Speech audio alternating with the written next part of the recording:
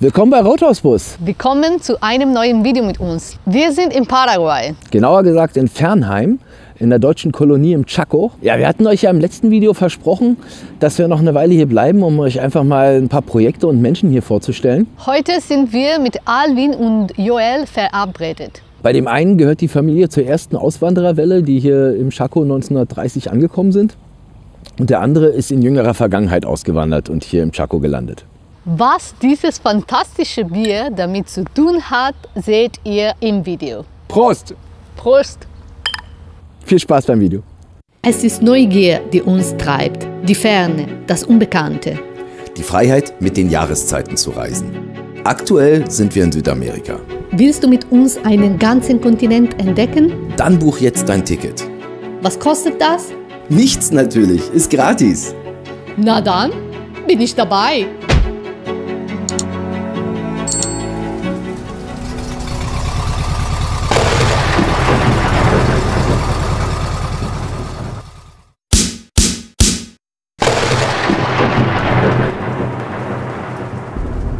Ja, ihr seht's ja, wir sind schon wieder unterwegs.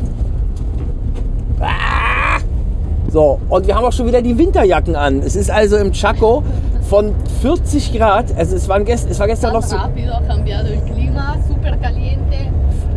Aber wirklich frio. Also wir haben jetzt so, ich würde sagen, so 13 Grad.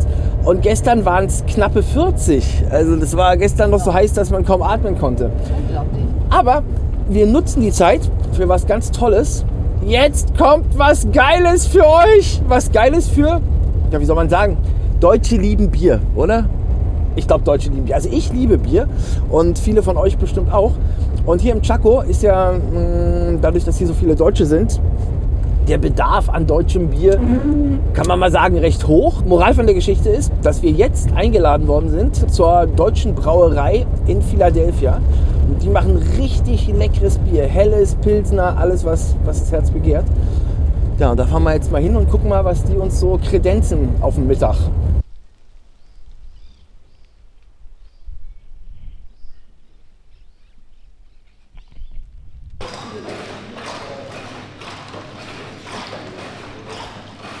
Ja, Joel, danke.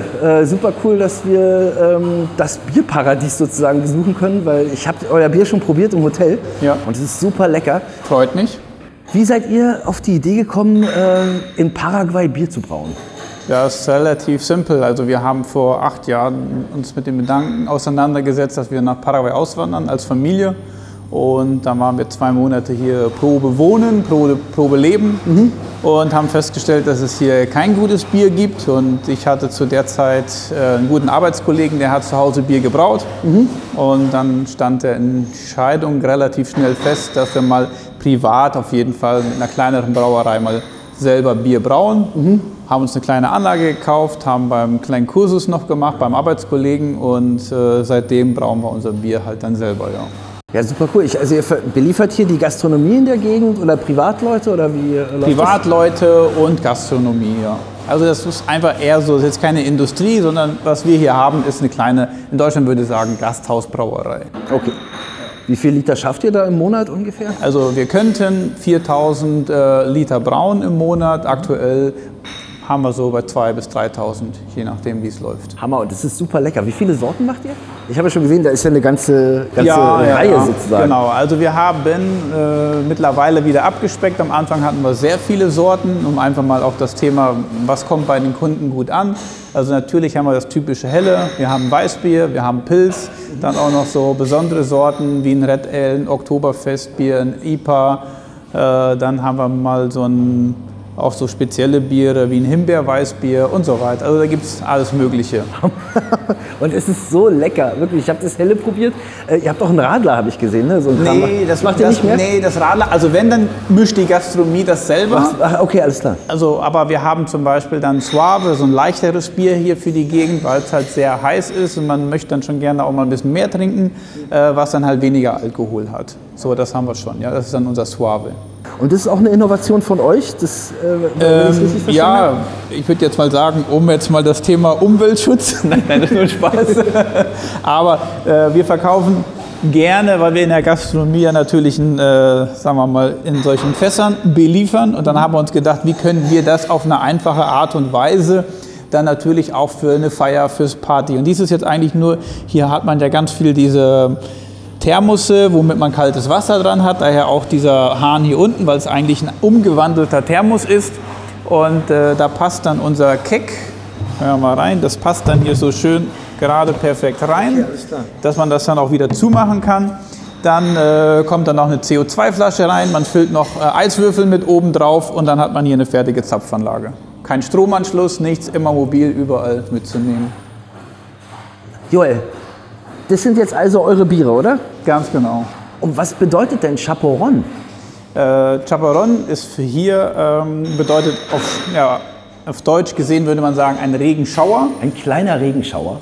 Genau, und verbindet man, weil wir eine sehr heiße Gegend haben, im Sommer 40, 45 Grad und dann gibt es manchmal so eine kleine Wolke, zieht vorbei, ein kleiner Regenschauer und ist auch schon wieder weg. Das war es dann schon. Also aber die kleine Erfrischung zwischendurch. Genau, das wird hier als sehr, sehr positiv gesehen und wir dachten, das passt eigentlich zu einem erfrischenden Bier, ist ja auch eine kleine Abkühlung, das passt eigentlich sehr, sehr gut zusammen. Also jeder, der hier sagt, ein Chaperon, generell ist das schon so ein Spruch, wenn es mal so ein ganz, ganz heißer Tag ist. Dann sagen wir, oh, jetzt so ein Chaperon. Also eine Erfrischung. Und so ist jetzt eigentlich auch so, wenn jemand sagt, oh, jetzt ein Chaperon, da weiß er nicht, was meint er, jetzt ein Regenschauer oder ein Bier? Nee, finde ich total einen süßen Namen, der passt wirklich richtig gut zu dem Thema. Also und wie gesagt, das schmeckt halt auch sehr lecker. Aber mal eine ganz andere Frage, also ihr glaubt es kaum, ich musste hier erst durchlaufen durch einen Fensterbau, deswegen... Ihr macht eigentlich was ganz anderes. Euer Hauptbusiness ist nicht Bier, ne? Nein, nein, nein. Also wir machen Fenster, PVC-Fenster. Dieses Jahr feiern wir 10-jähriges Jubiläum, also Bestehen unserer Firma, Casa Climatica. Und ja, unser Hauptgeschäft ist Fenster und Türen. Also wenn ich es richtig verstanden habe, habt ihr ja hier erst hergebracht, isolierte, also sprich, hier wird nicht isoliert gebaut und ihr habt es erst sozusagen hier implementiert, kann man sagen, ja, oder? Einer der Vorreiter. Ja, auf jeden Fall mal im Privatbaubereich ist mein Bruder, der hat damit angefangen vor 10 Jahren. Der hat in Deutschland Architektur studiert und wollte gerne halt, weil wir hier aufgewachsen sind, wollte gerne hier dann das klimatische Bauen vorantreiben. Okay. Daher auch unser Firmenname Casa Climatica, klimatisches Bauen. Und das Thema PVC-Fenster oder Isolierfenster hat sich halt viel stärker entwickelt. Und irgendwann waren wir halt so weit, dass wir gesagt haben, okay, das mit dem Häuserbauen, das müssen wir jetzt eigentlich an den Nagel hängen und unsere Konzentration auf die PVC-Fenster legen. Ja gut, aber also ich meine, ja, gerade hier ist es eine Geschichte, die es braucht. Das hat hier 40, 45 Grad zeitweilig im Sommer. Ne? Ja. Also wenn man hier kein isoliertes Fenster hat, dann geht man ja dahinter ein. Das ist ja ein Gewächshaus sozusagen. Aber warum wir hier sehr erfolgreich am Anfang waren, ist eigentlich, weil der nächste Vorteil ist ja, dass die Fenster staubdicht sind. Ja. Also hier, wo wir jetzt wohnen, die meisten kaufen sich das Fenster, weil es ein staubdichtes Fenster ist. Also da ist das Isolieren so nice to have. Also wirklich, wir haben nie so viel Staub gesehen. Ihr habt es ja auch am Auto gesehen wie hier. Das ist wirklich unglaublich. Ja. Und coole Sache, ne? Finde ich eine geile Nummer. Ja, wir sind jetzt hier im Bereich B. Hier werden die Fenster zusammengeschweißt und die Schweißraupen, die werden dann abgeputzt. Hier haben wir dann eine CNC-Eckputzfräse. Die erkennt dann auch automatisch, welches Profil dann drin ist. So, er muss dann nur noch jetzt bestätigen, ob es dann halt ein weißes oder ein farbiges ist und dann putzt er das sauber.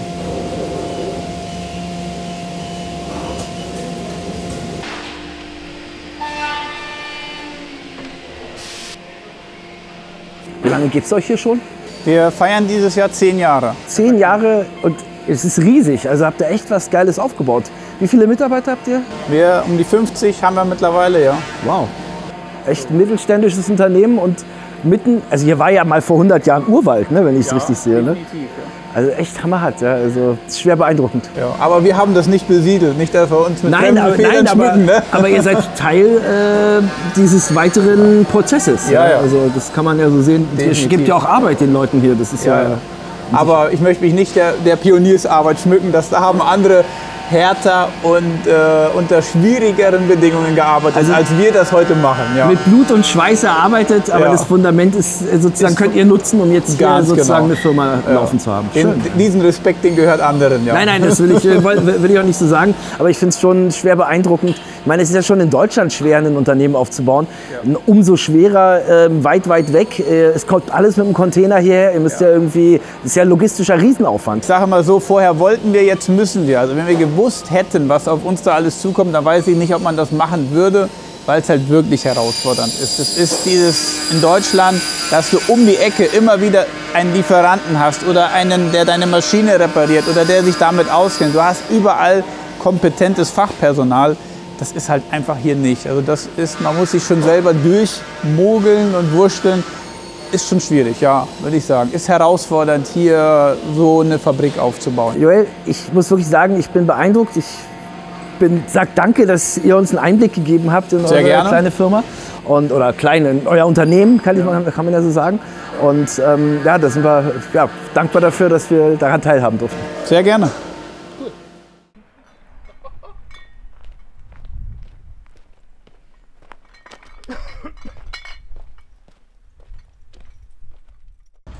Bevor wir Philadelphia verlassen, müssen wir aber unbedingt noch einen Ölwechsel machen.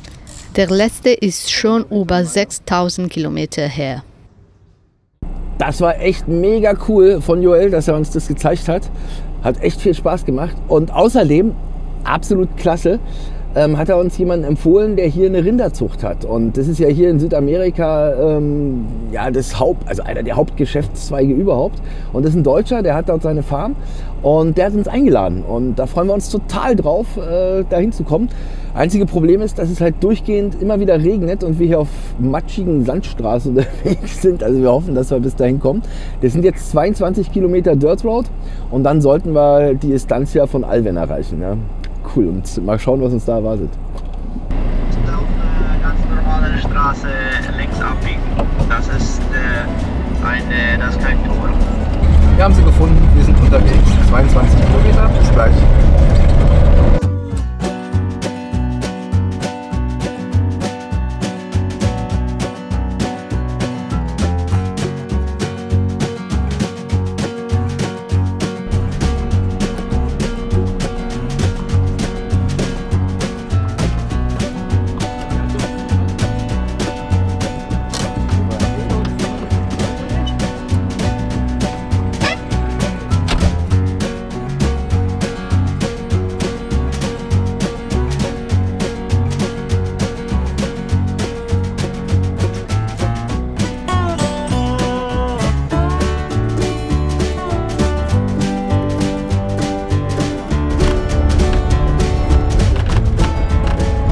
Hier ist es völlig normal, dass es vom Eingangstor bis zum Haus einige Kilometer zu fahren sind.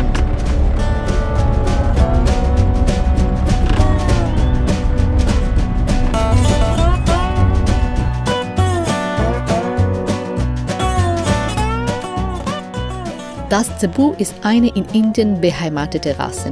Es wurde nach Brasilien importiert und zur Verbesserung der einheimischen Viehzucht eingesetzt. Das Zebu passt sich sehr gut an das tropische Klima an und ist widerstandsfähiger gegen Hitze als andere Rinder.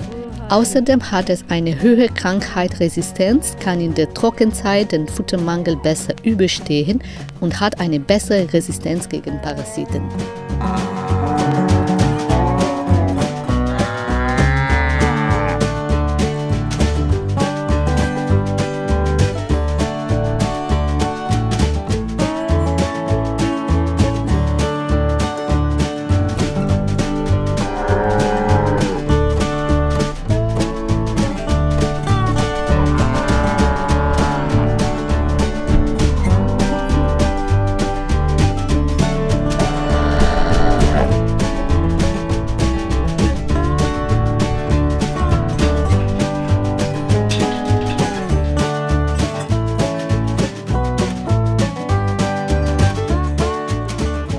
Alvin nimmt uns mit zu seinem Haus. Wir sind gespannt.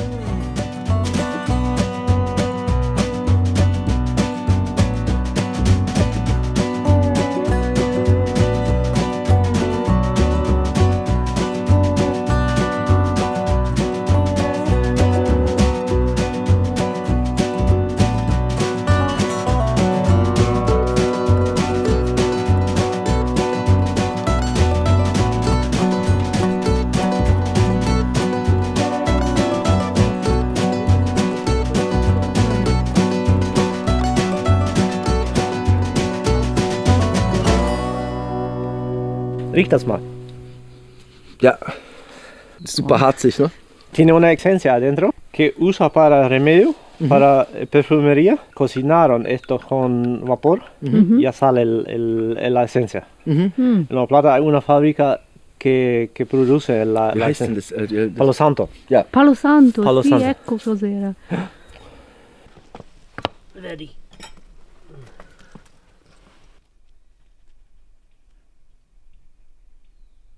So, also erstmal danke für die Einladung, Alvin.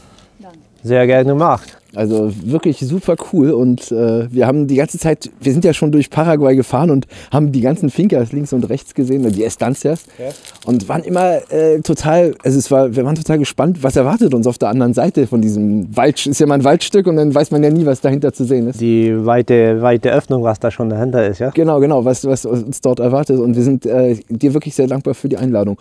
Und bevor wir jetzt über was anderes reden, du bist ja gerade am Kochen, was wird es hier? Was ich hier mache, ist der ganz normale Guiso, was wir in Paraguay sagen. Das ist, würde man auf Deutsch sagen, Eintopf. Da kocht man Fleisch, bratet man Fleisch, kocht man Fleisch, wie man das immer will. Kann man erstmal eine Weile kochen und dann anbraten. Und dann tut man Zwiebeln rein und Knoblauch. Und man kann auch noch Paprika oder gelbe Rüben. Aber das ist jedem nach Geschmack angesagt, was man dann. Und bratet das gut an, macht Wasser rein und gibt dann nachher die Nudeln dazu. Okay, und dann sozusagen ein Nudelgericht, ein Nudeleintopfgericht. Nudeleintopfgericht, ja, so ist es. Cool, ich bin gespannt. Du lebst aber nicht durchgehend hier auf der Finca, ne? Wenn ich das richtig verstanden habe. Nee, ich lebe normal nur ein paar Tage in der Woche hier, weil meine Familie ist zu Hause. Die Rinderzucht ist euer Hauptgeschäft, was ihr hier macht? Oder davon lebt ihr? Das ist euer Lebensinhalt? Ja, die Rinderzucht ist unser Haupteinkommen, wo wir von leben und auch finanziell für Kredite abzahlen und so, ja. Alles klar. Ja. Und wie viele Rinder habt ihr hier, wenn ich fragen darf? Das sind so 350, 400 ungefähr. Und das ist dieses Jahr ein sehr gutes Jahr in unserer Gegend. Wir haben von Ende September oder Anfangs November bis jetzt um die 600 mm Regen. Wow. Unser Durchschnittsregen über viele Jahre ist 750, 800 mm. Im Jahr? Im Jahr. Okay. Aber wir haben 3 Jahre sehr trockene Jahre gehabt. 2020 war extrem trocken und auch 2022, da hatten wir im ganzen Jahr nur 350 mm Regen. Ja, das riecht ja jetzt schon lecker, vor allem auch das Holz, was du da zum Verbrennen nimmst. Woher kommt denn das Essen, der Eintopf? Hast du da eine Ahnung, wo das herkommt ursprünglich? Ich glaube, der Eintopf kommt ursprünglich von dem Latein-Paraguayer, der hier geboren ist oder aufgewachsen ist. Auch einfaches Essen, würde man sagen, aber hat alle Nährstoffe drin mit Fleisch, Zwiebeln, Nudeln, man kann auch Reis nehmen, aber man wird immer satt davon. Ja, ich bin auch schon total gespannt, und vor allem auf welchem Ofen das gekocht ist, also richtig mit einem alten gusseisernen Topf. Und ja, das kann cool. Man dieses Jahr einen Ofen, was so gemauert ist, aber die meiste Zeit wird er nur auf ein offenes Feuer gebraten. Ja. Ach, okay, alles klar. Ja. Das ist ja nicht gesagt, dass es immer nur ein Ofen sein muss, aber man stellt den Graben hin und macht Feuer rum und kocht dann den Eintopf. Ja. Also könnte man theoretisch auch so um 3 Beinen machen? Und ja, dann, kann man machen. Das machen sehr viele. Dies ist nur jetzt unsere Form, wie wir hier den Ofen haben, aber die meisten machen nur auf dem offenen Feuer. Ja. Wow, lecker. Bin gespannt, ich bin wirklich gespannt. Und gerade dieses Holz macht dem Eintopf eigentlich noch ein gutes Aroma. Ja. Wir haben von der... Na, da brauchst du gar nicht zu gucken, du kriegst nichts. Echt gut gemacht.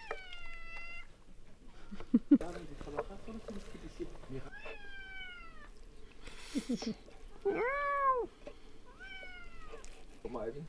Jetzt. Das dann gelernt und ich habe alles Guten Appetit. Guten Appetit. Ja. Ja, danke fürs Kochen. Das riecht so lecker. Ich bin total gespannt, wie es schmeckt. Wow. Sag mal eine Frage.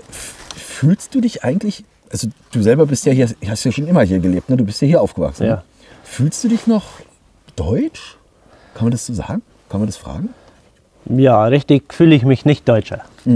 Mehr Paraguayer, weil ich hier geboren bin und doch viele Gebräuche auch von den Paraguayer übernommen haben. Aber im Hintergrund sind unsere Wurzeln doch immer noch Deutsch geprägt, weil Pünktlichkeit, was in Deutschland sehr oft ist oder hochgeschrieben ist, ist auch bei den Mennoniten weit verbreitet, ja. Also ich habe es gesehen, es ist wirklich sehr ordentlich. Also Philadelphia ist, also alles, was wir in Südamerika gesehen haben, war nicht so ordentlich wie hier. Also das ist okay. Also gut zu hören, ja. Also man kann sagen, ihr tragt diese Werte weiterhin, aber das Gefühl ist natürlich nicht mehr da, weil ihr viel zu viel Abstand. Also ihr seid ja, also deine Großeltern sind ja irgendwann mal ausgewandert, ne? Wenn ich das richtig so sehe. ist es gerade. Aber gerade auch diese Werte, was wir viele Jahre geprägt haben, geht auch langsam weg, weil die Mennoniten sind Minderheit hier auch gerade in unserer Religion, in unserer Gegend. Das war viele Jahre waren wir fast die Hälfte und jetzt ist das, ich weiß den Prozentsatz nicht, aber es ist die Latein-Paraguayer sind doch viel mehr geworden hier im Chaco, durch immer mehr Möglichkeit Arbeit zu finden und dass es hier viel Arbeit gibt, ja. Und deshalb ziehen sie immer mehr her. Nicht nur Paraguayer, sondern auch von anderen Ländern. Also ich persönlich muss sagen, ich fand es schön zu sehen, was es für einen Unterschied macht, wenn man Werte hat, als wenn man keine hat, weil genau deshalb ist hier eben was aus dem Urwald oder aus einem Urwald, man kann sagen, aus dem Urwald entstanden, was heutzutage ein Beispiel für wirklich Tatkraft und Schaffenskraft ist, muss ich wirklich sagen, einzigartig. Ja. Guten Appetit.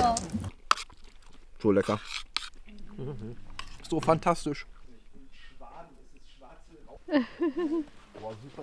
Mali, guck mal. Da.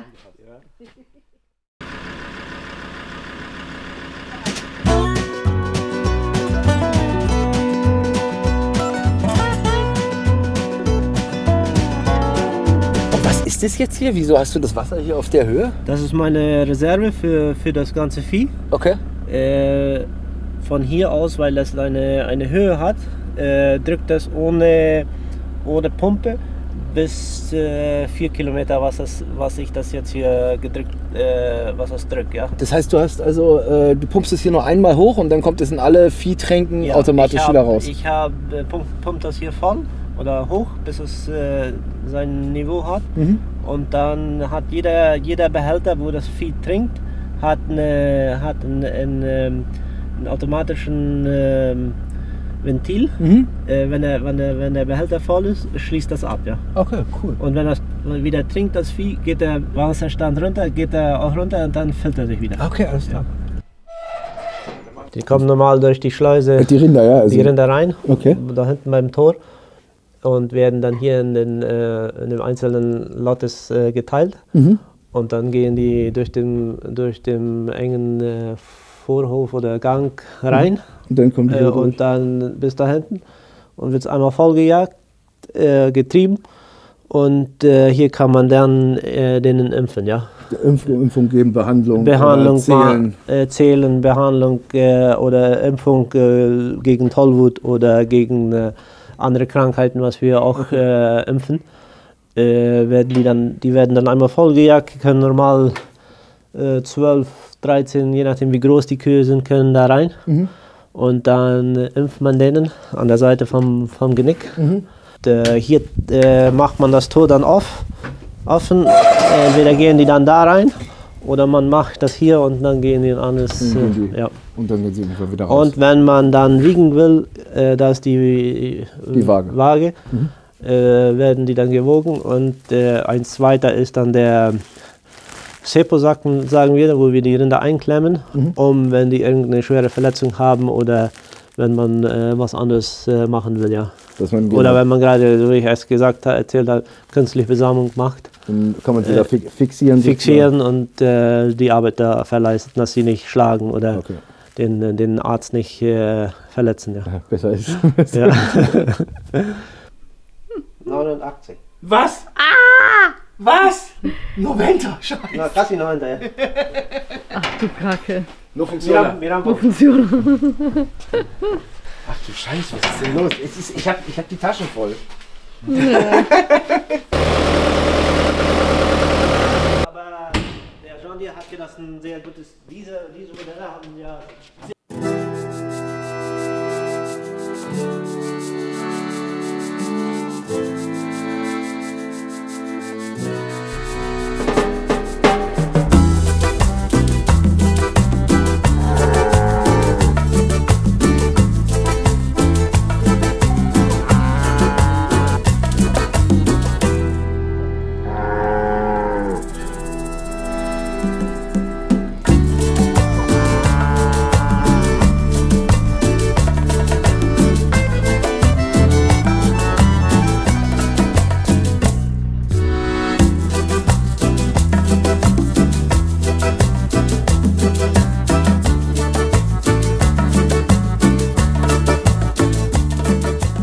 Dieser Baum hat es uns echt angetan. Er sieht so sympathisch aus und er heißt Palo Bordato, auf Deutsch besoffener Stock.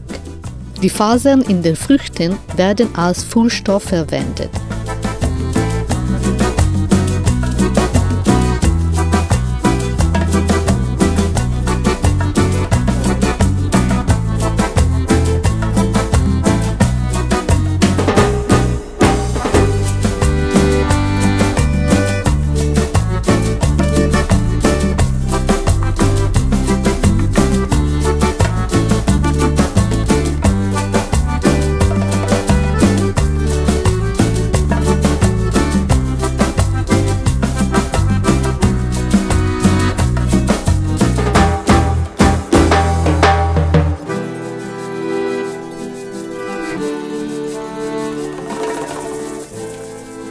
Die Herde ist neugierig und doch scheu.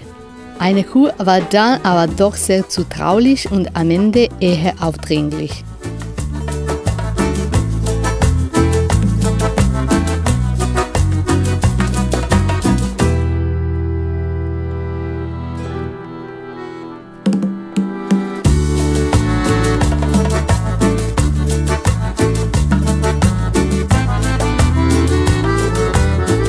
Alvin, das war mega cool hier. Also das ist ein schönes Stück Land und es war eindrucksvoll zu sehen, wie ihr das mit den Rindern macht. Danke auch fürs Kommen. Ja, hab's genossen und freue mich auf den Besuch, neue Leute kennenzulernen. Bin offen dafür und versuche denen zu zeigen, was man hier in Chaco ein bisschen macht. Es gibt auch noch viele andere Möglichkeiten.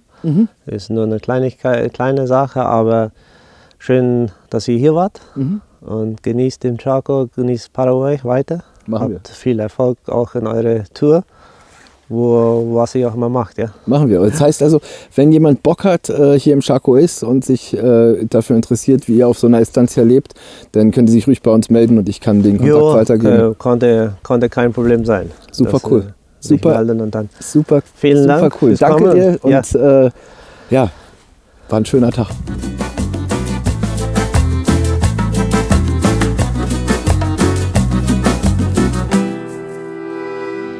Nach einer sehr ruhigen Nacht machen wir uns auf Richtung Norden. Wir wollen in den Nationalpark nähe der bolivianischen Grenze. Das alles kommt dann beim nächsten Mal. Schön, dass ihr dabei wart. Bis nächste Woche. Ciao!